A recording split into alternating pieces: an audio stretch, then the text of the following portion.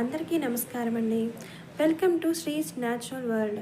ఈరోజు ఎటువంటి మసాలాలు లేకుండా సింపుల్గా రైస్లోకైనా చపాతీలోకైనా ఈజీగా చేసుకునే బెండకాయ టొమాటో కర్రీ చేస్తున్నానండి.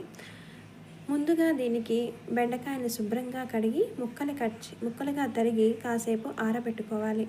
ఇప్పుడు ఒక కడాయి పెట్టుకొని అందులో నూనె, ఆవాలు, జీలకర్ర, పచ్చిశనగపప్పు, కొంచెం పసుపు వేసుకొని తరువాత బెండకాయ ముక్కలు వేసి 15 నిమిషాల పాటు వేయించుకోవాలి.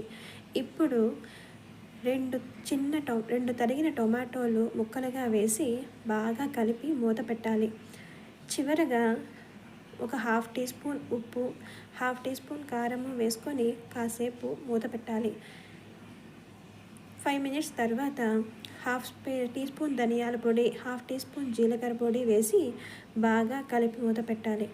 చివరగా కొంచెం కొత్తిమీర చల్లి వేడిగా చేసుకుంటే బెండకాయ టొమాటో కర్రీ రెడీ. బాగుంటుందండి. ఈ వీడియో కనుక మీకు నచ్చినట్లయితే తప్పకుండా ట్రై చేసి కామెంట్ సెక్షన్లో తెలియచేయండి. Thanks for watching.